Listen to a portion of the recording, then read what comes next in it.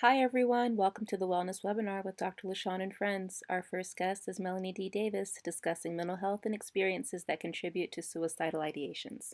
Okay, we are live with one of our first wellness webinars. I am joined by Melanie D. Davis. She is a licensed clinical mental health counselor and national certified counselor, and she owns and operates Empath Healing and Wellness here in Salt Lake City, Utah. Melanie, welcome to our wellness webinar. Thanks. Hi, LaShawn. How are you? Good, how are you? It's so good to see you. You too. Awesome. Let's talk a little bit about mental health and wellness.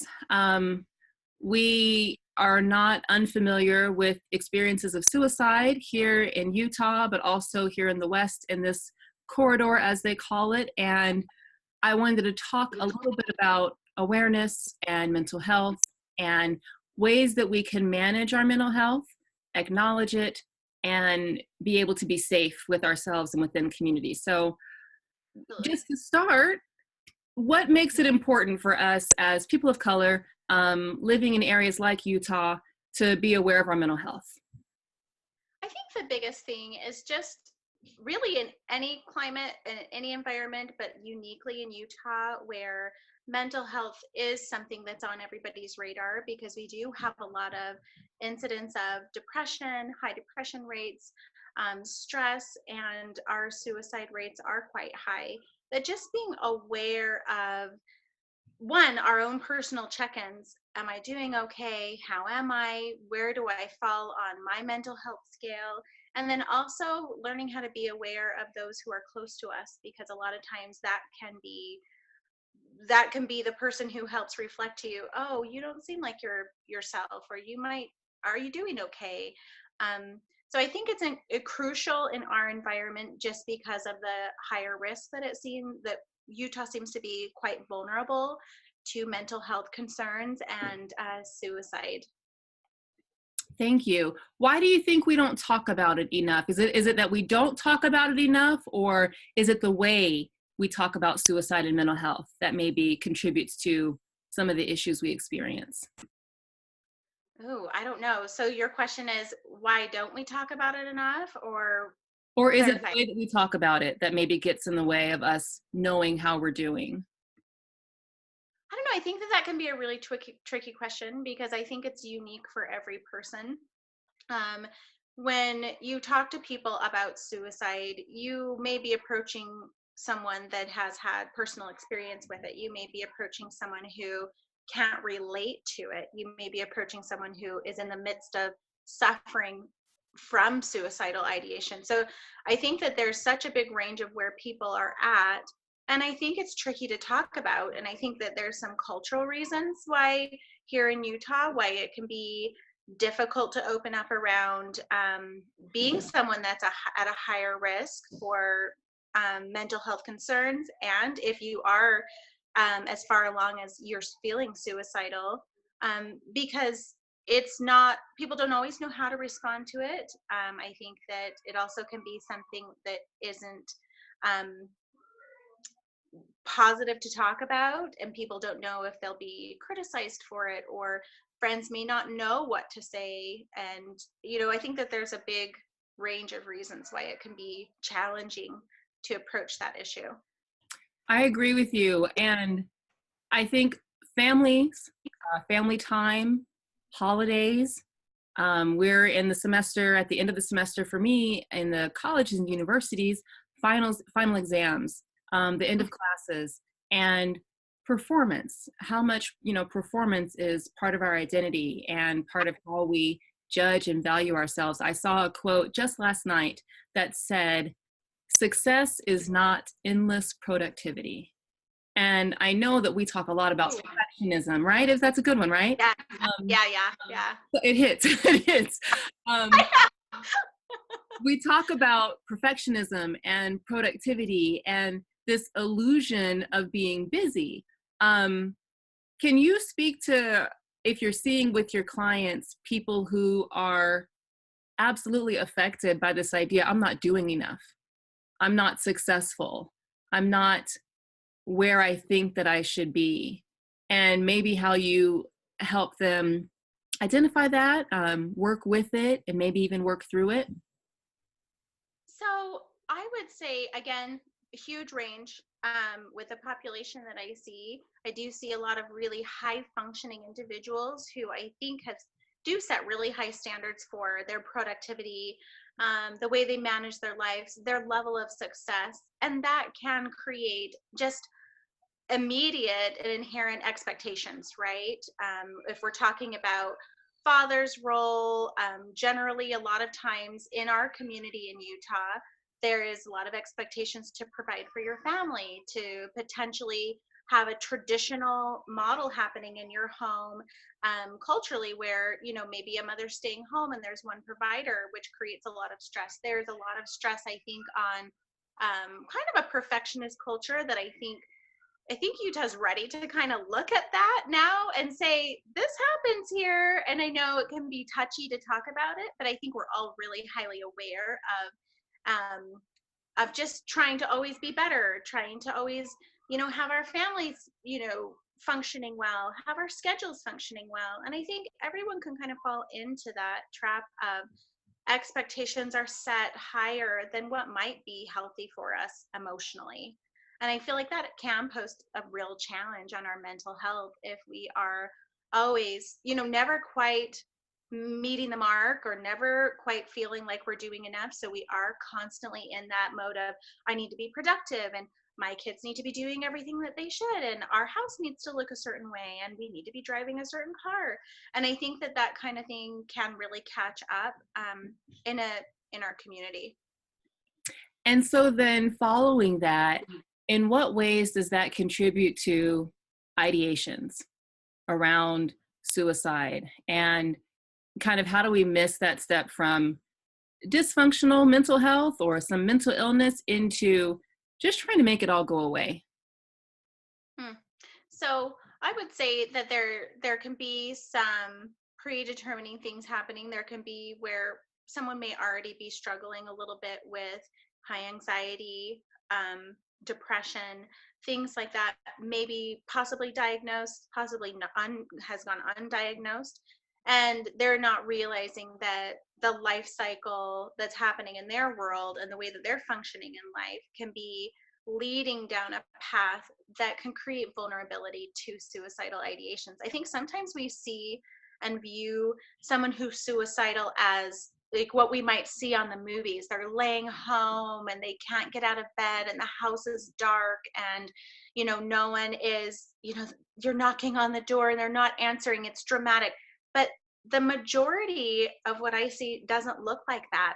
It's a person who is functioning possibly really well, and they're a high functioning suicidal individual who is going to work every day, and they're showing up and they're taking care of their families, and the moms are look like they're doing great. And it's when they're alone and in their moments of isolation where they feel like, I just don't know if I can do this anymore.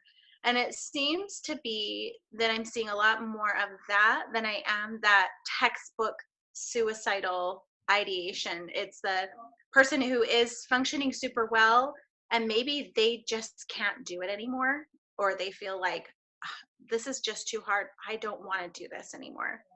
So they can blend in, or the symptoms can blend in to what looks like a highly productive person, or someone that looks just fine, or, oh, that's the family that has it all together.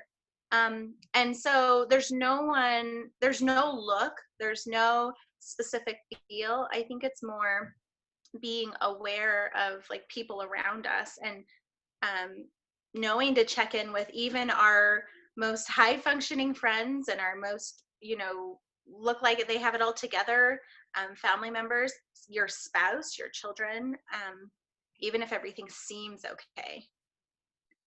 Let's talk about that, because that's going to mean language and being able to have the conversation, or knowing how to check in. I don't think any of us will go to a loved one or a friend and say, are you feeling suicidal? Are you having ideations? Like, how are you doing?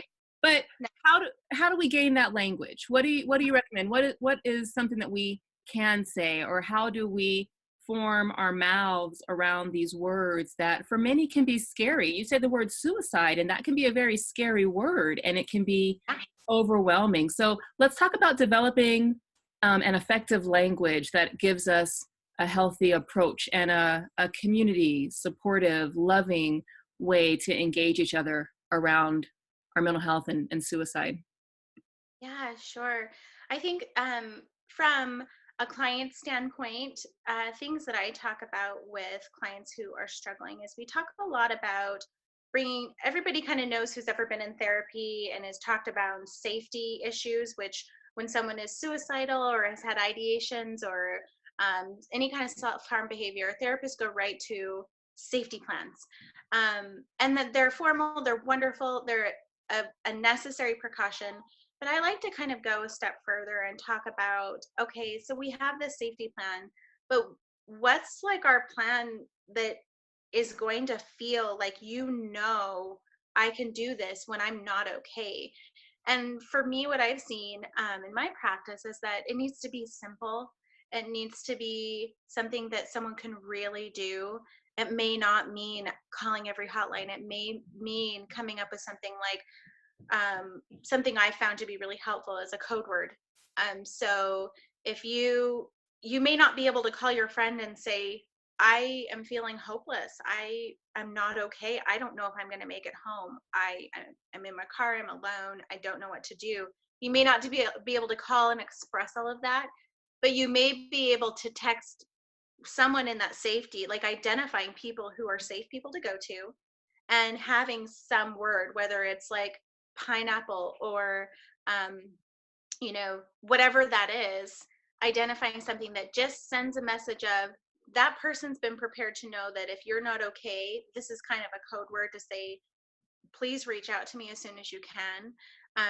I always am very careful to say only identify people who are close people who you feel like you could go to, that you are okay with them coming to be with you when you aren't okay. And people who will respond. I mean, for the big reason that therapists are not first responders, because we may not be available, when someone is in a crisis. So we need to make sure you're picking someone that could be pretty readily available if you're not okay. And it may be on their radar that you might need them at any point in time, kind of thing. So a code word can be helpful. I think also checking in with people in a way that is a little more authentic than, oh, are you feeling suicidal? Oh, I know you suffer with depression. So are you okay? Because, when you suffer with depression, some days you might be okay, but you might also never feel okay. There may be like periods of time where it's just like, no, the answer to that is no, I'm not okay. But am I safe? Am I suicidal? Like specific things. So I have found that it's a little bit better to ask questions that are more along the lines of, are you feeling like you've got this today? Is there anything that I can do for you today? And this is more of how you would connect with that person you're supporting, a friend, a family member. Let's say you don't even know how someone's doing, but you want to kind of check in with the people that you love in your life just to see. And I would kind of say, is life feeling manageable right now? Like, are you feeling like you're okay? Do you ever have thoughts of wanting to hurt yourself? Have you ever felt like things were just too hard, you couldn't do it anymore? So questions that are more like that, because I feel like those are the thoughts that tend to be pondered the most is, can I do this anymore? This is just too hard. I don't want to do it anymore. So those are kind of the questions that I feel like are helpful to ask. Thank you. That's really helpful. When you think about, so maybe for our last question to discuss, how can we identify the process or maybe the pattern before it gets to a point where someone is absolutely overwhelmed? Are there certain signs, or how do we use our relationship with a loved one that kind of creates that space for us to maybe use a code word, or for us to check into each other? What kinds of things should we be looking for within our loved ones, but also within ourselves? to help us prepare to connect.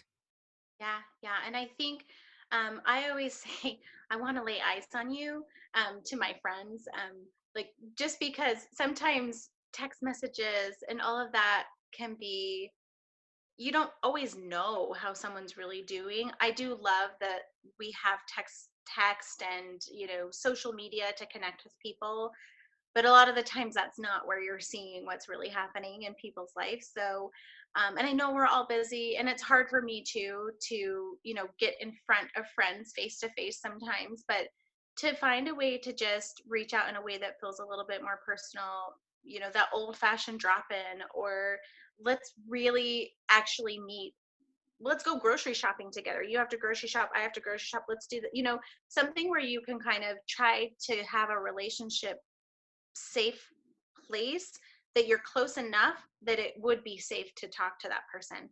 And sometimes everything looks and sounds good, but when you actually see a person in person, you just have a feeling like something might not be okay. Those signs aren't always there, because I think we as individuals have learned how to function really well in dysfunction. I think there's a lot of people who know how to look like everything is really great. And that can be part of the problem, right? Because then no one knows you're suffering. You're suffering because you're trying to keep things looking really great. But I think finding time to maybe see people that you care about face to face, if at all possible. And it doesn't need to be some huge thing, but 5 minutes with someone, or I just dropped by to like give you a hug, or drop off a bottle of wine or whatever, So just trying to see people, but then also reaching out by phone. Sometimes when you hear someone's voice, it's a lot different than a text message, or a social media chat kind of thing. So things that feel personal, and I kind of say like back to the basics of human connection when we didn't have all the devices that kept us connected, that can become kind of superficial. Great, thank you.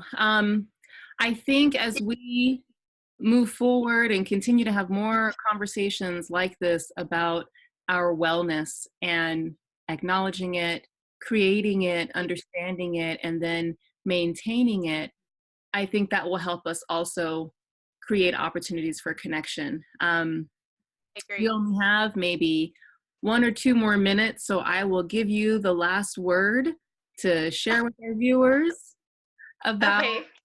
the a minute to win it.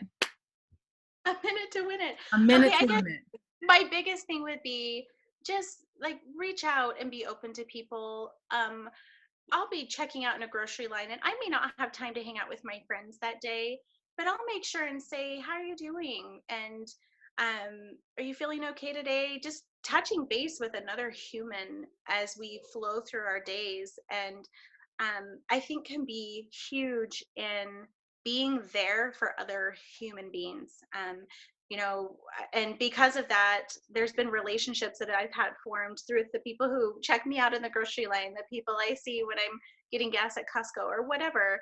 And I think just taking time to be a human connector and to connect with other people just in your passing times, doesn't have to be just the people that you love in your immediate circle, can really change how people exist and feel about themselves. And it really can help you as an individual to feel connected to other people and not alone in this world. And I think that that makes a huge difference with reducing symptoms that can go along with suicidal things, and boosting people's mental health overall.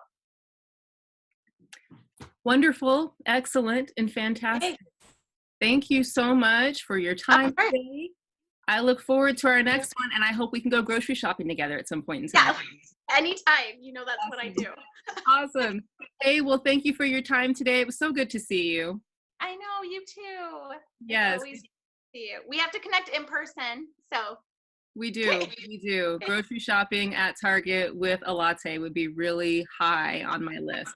yes, please. Yes, absolutely. Okay, hey, enjoy the rest of your day, and thank you so much, and I will see you soon. Okay, see you soon. Okay, Bye. bye.